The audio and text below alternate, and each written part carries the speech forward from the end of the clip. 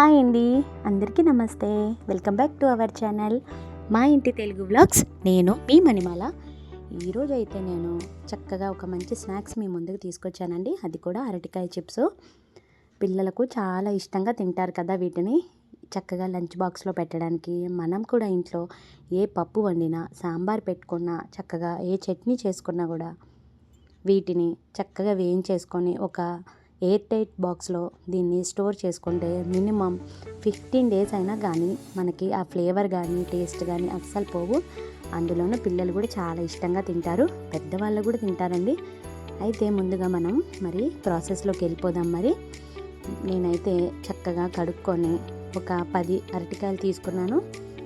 వీటిని మొత్తం నీట్గా చెక్కు తీసేసుకోండి. ముందు మనకు చెక్కు తీసేటప్పుడు జిగురు బంక అవి అంటుతూ ఉంటాయి కదా. అయితే కొంచెం లైట్గా ఒక 1-2 డ్రాప్స్ కొంచెం కొబ్బరి నూనె వేసుకొని మనం వీటిని చెక్కు తీసుకుంటే మన చేతికి అస్సలు అంటుకోదు, చాలా బాగుంటాయి కూడా. వీటిని అయితే ఇప్పుడు నేను చెక్కు తీసేసి పక్కనే వాటర్ పెట్టుకోవాలి. నీళ్లు ఉన్న గిన్నెలో వీటిని వెంటనే వేసేసుకోవాలి, లేదు అంటే నల్లగా అయిపోతాయి.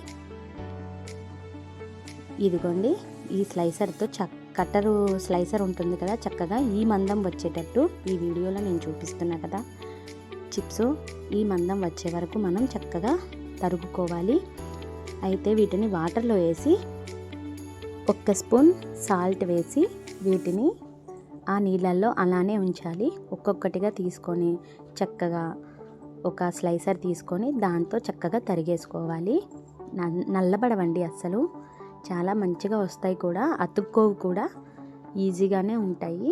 సాల్ట్ మాత్రం కంపల్సరీగా వేయండి, ఎందుకంటే బాగా నల్లగైపోతాయి, లేదంటే అంతగా బాగుండవు. మనం వేయించినాక కూడా నల్లగా చుట్టూ కనపడతాయి, బాగోవు తినేటప్పుడు.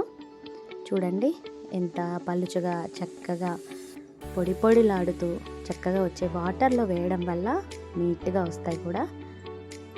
చూడండి ఎంత బాగున్నాయో. స్లైసర్ కూడా ఈ మందం ఉండేటట్టు చూసుకోండి, మరీ సన్నగా ఉంటే మంచిగా రావు, అది గుర్తుపెట్టుకోండి. ఇప్పుడైతే ఇవి చూడండి మొత్తం అయిపోయాయి.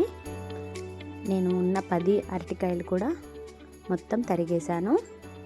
ఇప్పుడైతే స్టవ్ ఆన్ చేసుకొని ఒక కళాయి పెట్టేసుకొని అందులో డీప్ ఫ్రైకి సరిపడినంత ఆయిల్ వేసేసుకోండి.